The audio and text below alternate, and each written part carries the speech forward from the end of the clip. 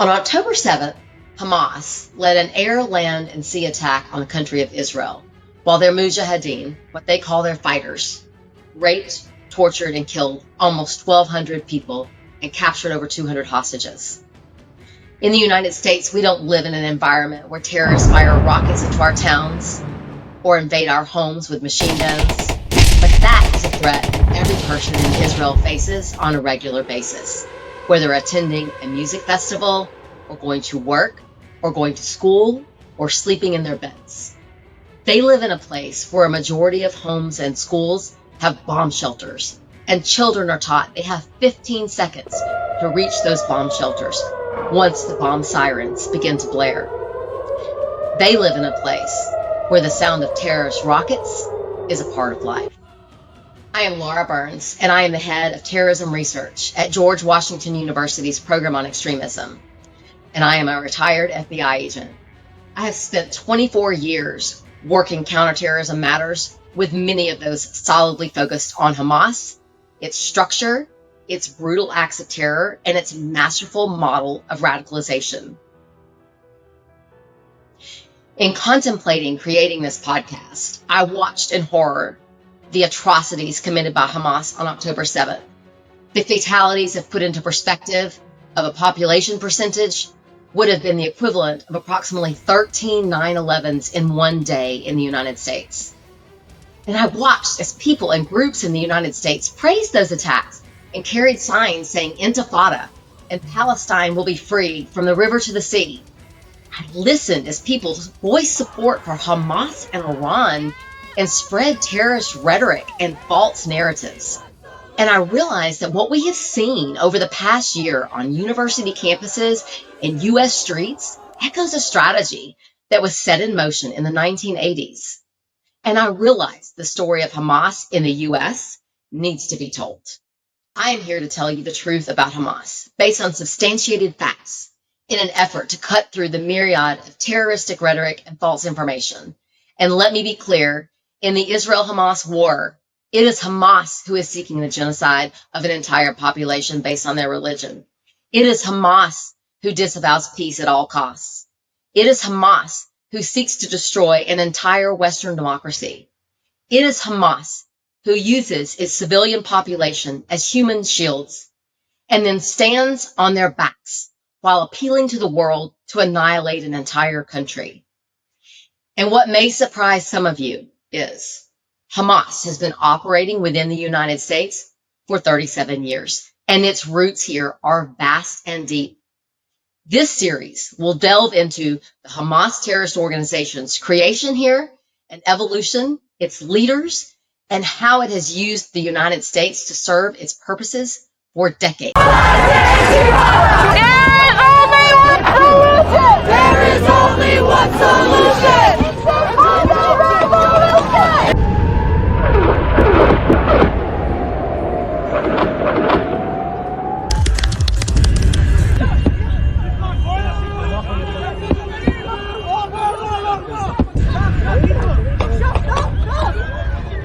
Natalie Sanandaji, a 29-year-old New York native born to Iranian and Israeli parents, shared her story with us today.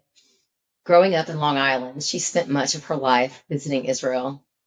And in late summer of 2023, she found herself at the Nova Music Festival, which tragically became the site of the October 7th massacre. My name is Natalie Sanandaji. I am a New York native born to Iranian and Israeli parents. I'm 29. I'm a Jewish girl who grew up here in Long Island in New York, and I survived the October 7th Nova Music Festival massacre. Natalie described the events leading up to the attack, starting from her arrival at the festival with 3 friends. Like many at the festival, they set up camp and enjoyed the festivities, dancing and laughing.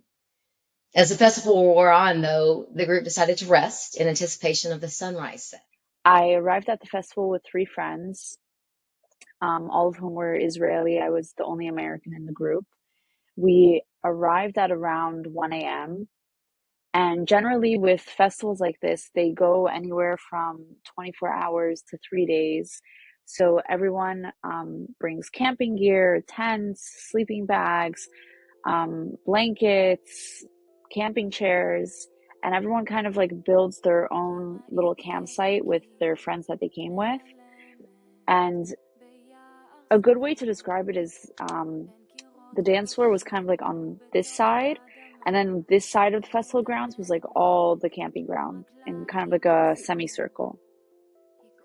So we arrived at the festival and we met up with maybe like 15 or 20 of my friends' other friends.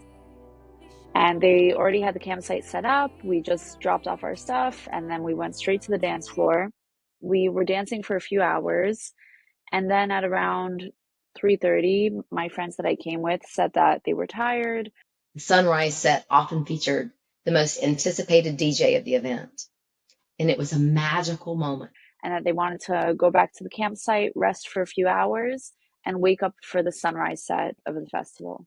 So generally, the sunrise set is kind of when the biggest DJ in the lineup of the festival goes on, because obviously sunrise is this really beautiful moment. You know, it's where everything goes from being dark to the sky like slowly getting lighter and lighter and lighter, and you start to see the faces that were dancing next to you the entire night. And you're getting so excited for this moment that the sun is finally coming out.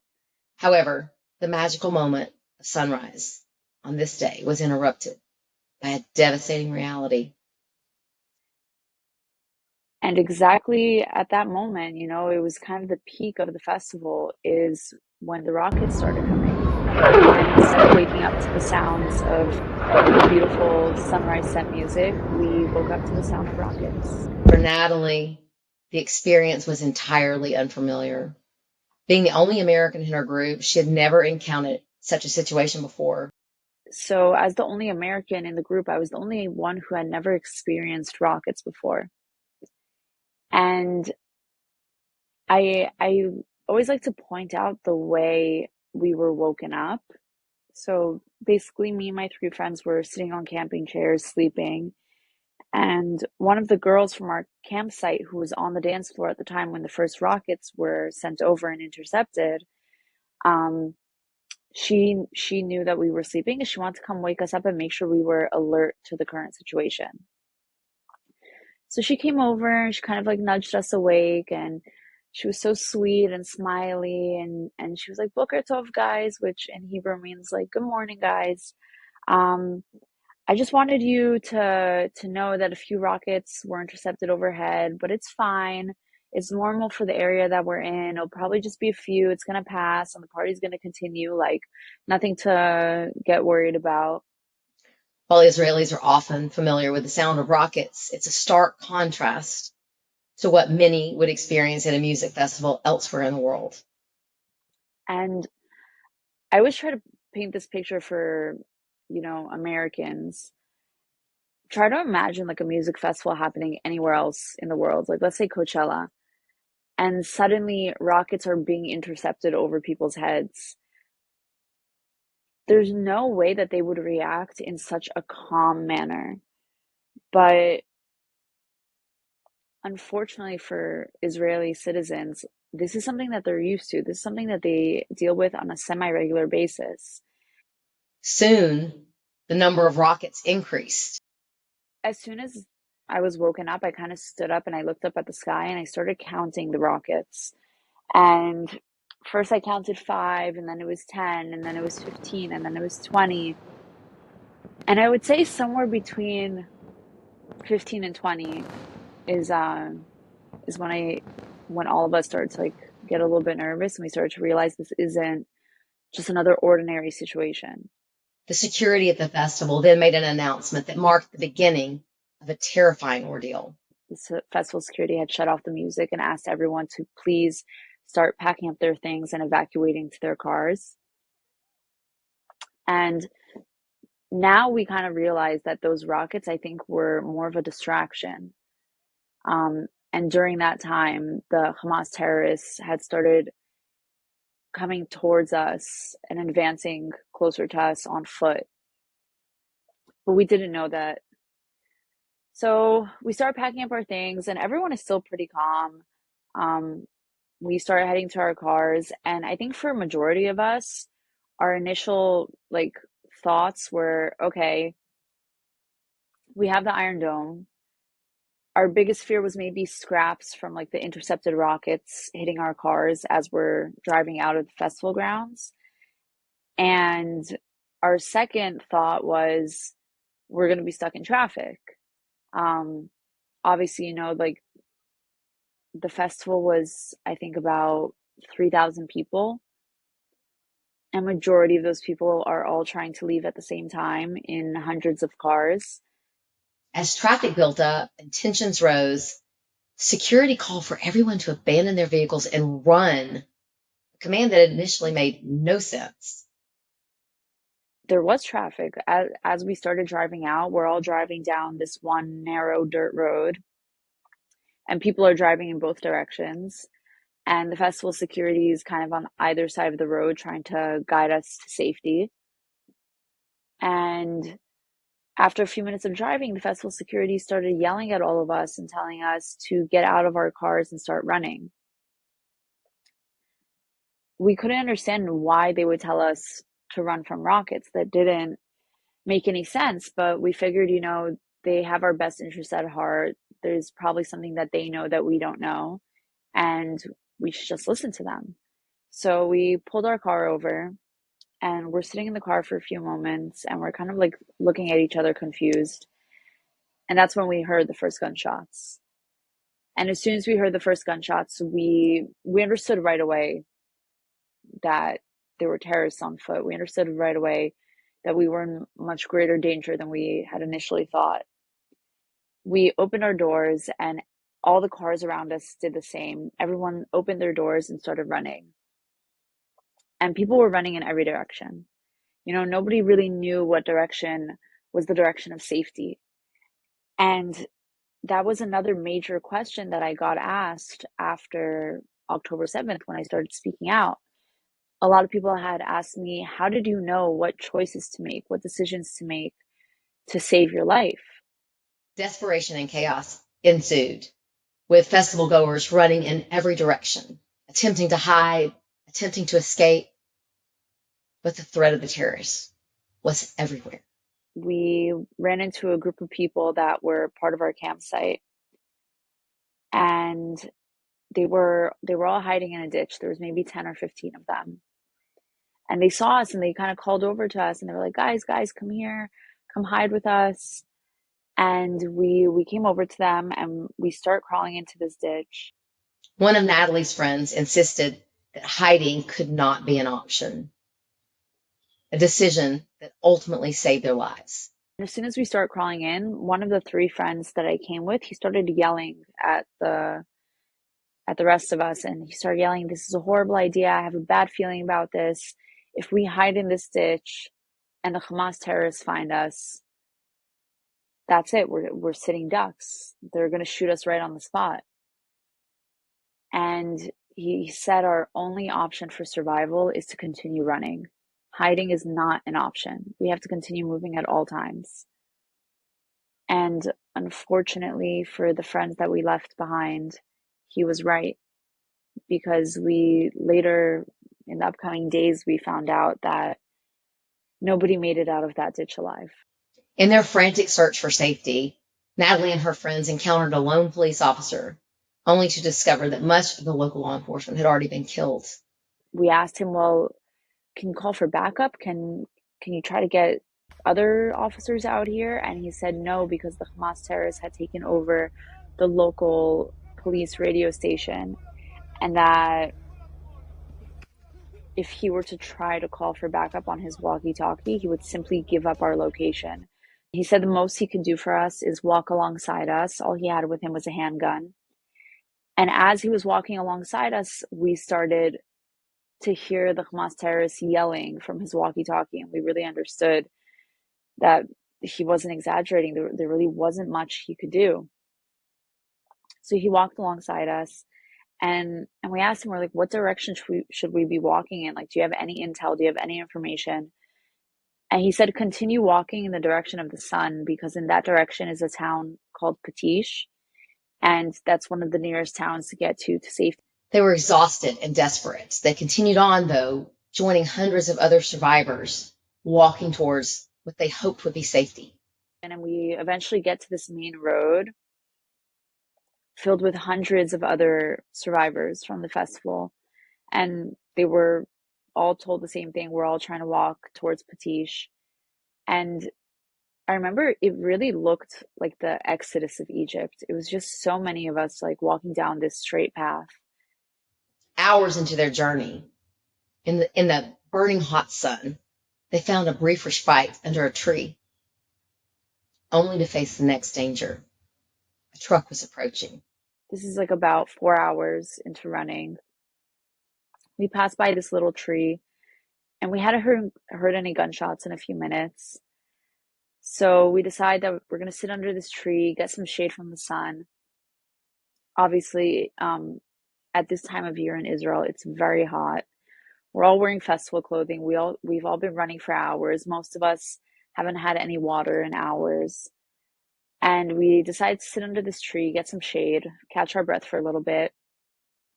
And the four of us are sitting there with maybe 10 other people.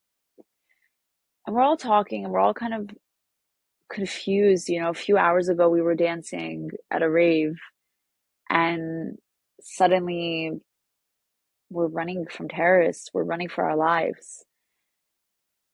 And as we're sitting there talking to each other, we suddenly see a pickup truck that seemed to have come out of nowhere, driving towards us.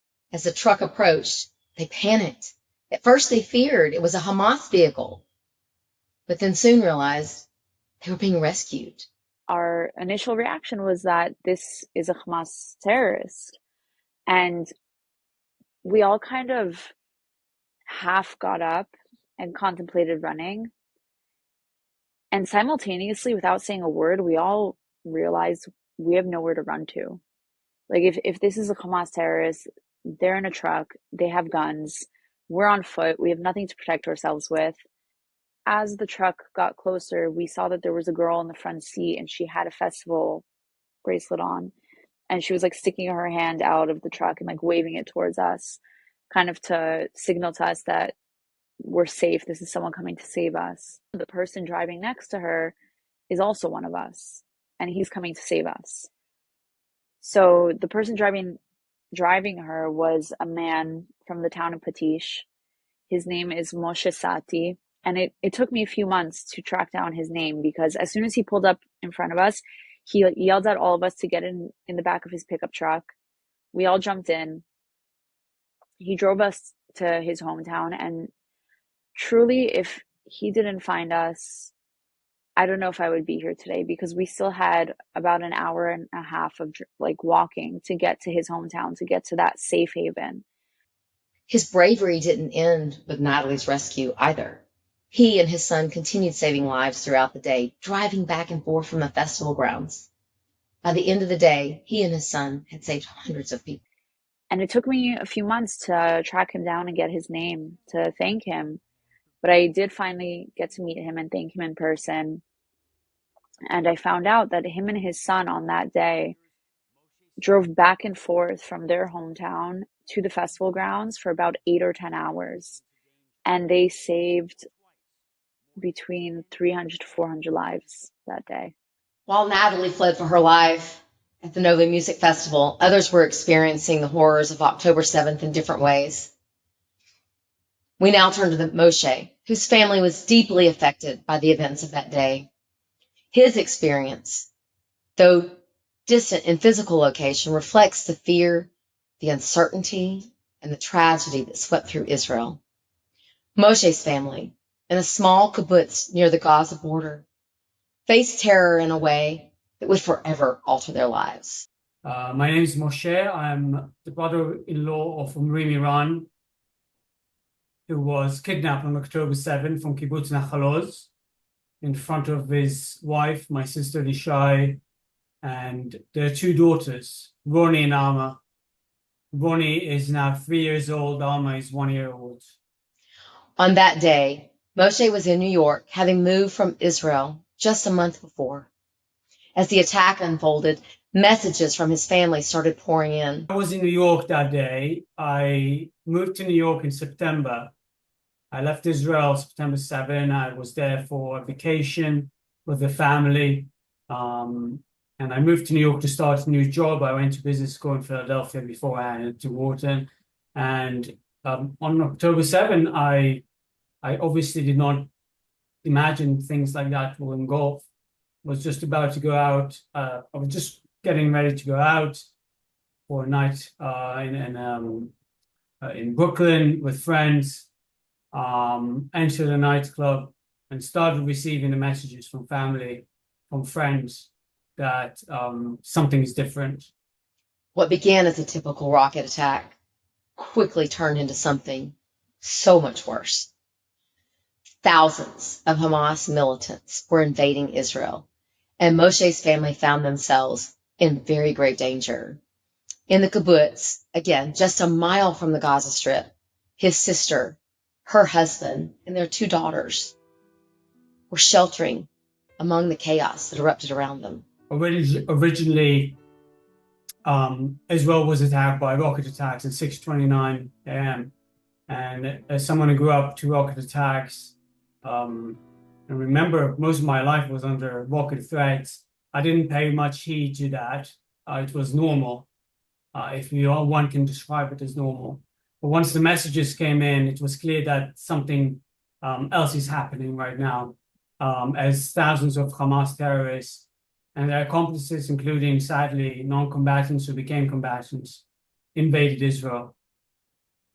My parents in Sderot were sheltering. Sderot was attacked heavily that day, infiltrated. My sister and her family in Kibbutz Oraner were sheltering.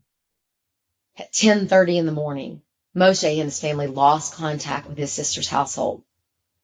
Before they went silent, they had sent one final picture of the daughters, Roni and Alma, playing with their dog, Mojo. After that, no more messages came.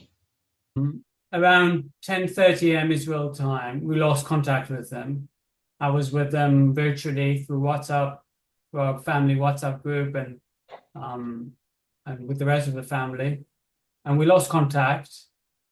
They warned us that the phone batteries are running out and that we may not be able to communicate with them in the next couple of hours. Sent a message with a photo of Roni and Alma playing with the family dog, Mojo, and then went dead silent for the rest of the day. As the hours passed, Moshe and his family began to fear the worst. News reports of killings and fires and kidnappings and destruction in the nearby areas intensified their anxiety. It wasn't until later that evening that Moshe's mother received a Facebook message revealing that while his sister and her daughters had survived, Omri had been taken hostage by the terrorists. That night, my mom received a Facebook message that told her Lishai and the girls survived, but Omri was taken hostage. Moshe's family learned that the terrorists had broken into Omri's home after forcing a young boy in the kibbutz to knock on the door begging to be saved. In a heroic attempt to save the boy's life, Omri had opened the door, only to find the militants storming inside his home. His family was held captive for hours, and after a heart-wrenching farewell, Omri was taken by the terrorists. Hamas terrorists barged into their home shortly after we lost contact with them. They used a teenage boy from the kibbutz, Tomer, to lure them to open the door. Lishai and Omri opened the door to save Tomer's life, and the terrorists came into their home. Tomer was sadly later murdered by Hamas alongside his mother and his mother's partner. Moshe's sister Lishai and her daughters spent hours being held by Hamas, hearing violence unfold outside their home. Thankfully, they were rescued by the IDF 11 hours after the attack started. They were held captive for a few more hours in their home. They were instructed to stay put, not to leave the home, as they're hearing the shootings outside, people being murdered, the screams, the agony, smelling the fire that engulfed parts of the kibbutz. In April, Hamas released a propaganda video showing Omri looking frail, thin, but that was the last anyone has seen of him.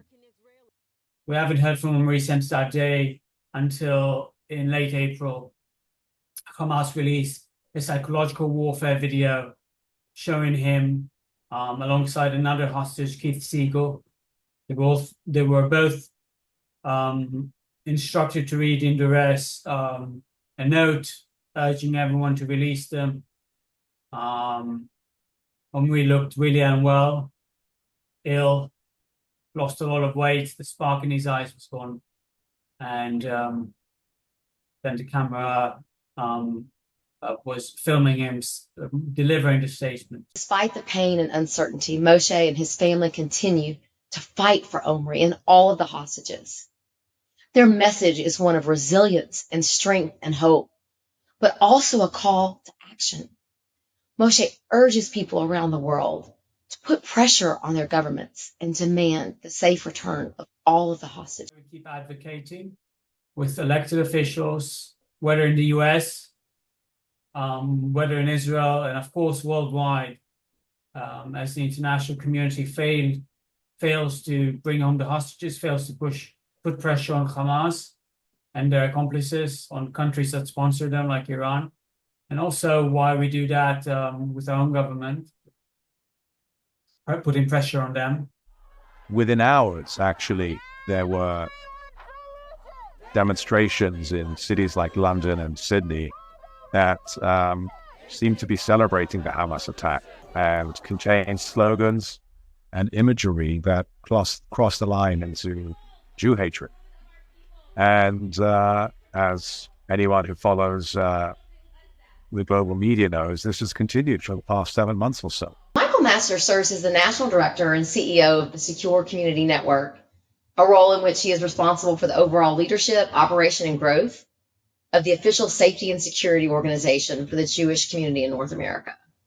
And he's here today to talk to us about the increase in anti-Semitic activity in the United States since October 7th, and how Hamas and Iran appear to be driving the hate and advocacy for violence against Jewish people. These images and what was occurring became known to us. We saw an explosion and a surge of anti-Semitic activity online, threats, suspicious activity reports. Our team at the Secure Community Network, or SCN, we have a command center, which is across the hall from me, staffed 24/7 by a team of intelligence analysts. We are actively monitoring the surface, deep, and dark webs for threats and relaying those both to our security professionals around the country who are working to protect and serve our Jewish communities, as well as coordinating with local, state, and federal law enforcement. In the days and months after October 7th, so from October 7th through December 31st, in that short time period, we identified, took in reports of over 2,628 threat incidents or suspicious activity reports. That condensed time period, that number of over 2,600 was higher than the total for 2022. And that pace of incidents has continued.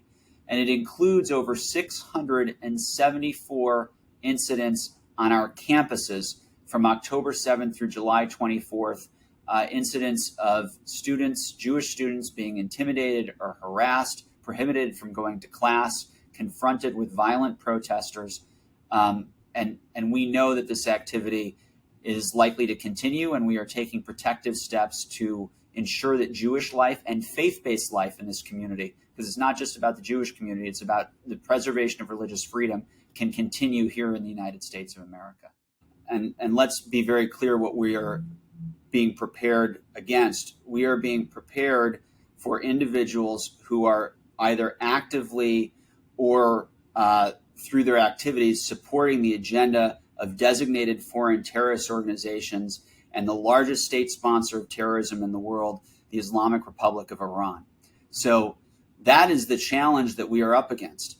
And so while there may be individuals who are seeking to advocate for a certain political position, when you are recounting the refrain of a designated foreign terrorist organization, when the chants and slogans you are reciting on the streets of the United States or on a campus are the slogans that are in the charter of a designated foreign terrorist organization, whether it's Hamas or you're flying the flag of an organization like Hezbollah, that to me means you are supporting a foreign terrorist organization and you are not supporting our country or the people that are in our country. And the incidents run the gamut. We have seen everything from students being confronted violently by individuals who are masked and saying that those students are responsible for genocide. We have seen acts of harassment and intimidation. We've heard about just a few of the thousands of atrocities that occurred on October 7th, committed by Hamas. And we've witnessed as people in the United States have praised those acts and expressed open support for designated terrorist organizations and regimes like Hamas, Hezbollah, Iran. We should be asking why in our society it has become acceptable to voice hate and advocate death of people based on their religion or where they're from. Why is it okay to spit on someone because he is a Jew, or block her access to her university class because she wears her religious symbol around her neck? Why has it become okay to discriminate openly against a group of people? Many of these anti-Semitic protests are couched as human rights events where freedom of expression is adored. But the terrorist groups being praised in these rallies and protests, all of them, if these protesters lived under their reign, would have no rights, no civil rights, no human rights, no constitutional rights, and certainly no right to due process before being tortured or killed for violating their very strict laws. How did we get here? What we have seen in the United States recently is an echo of a strategy set in place over 30 years ago.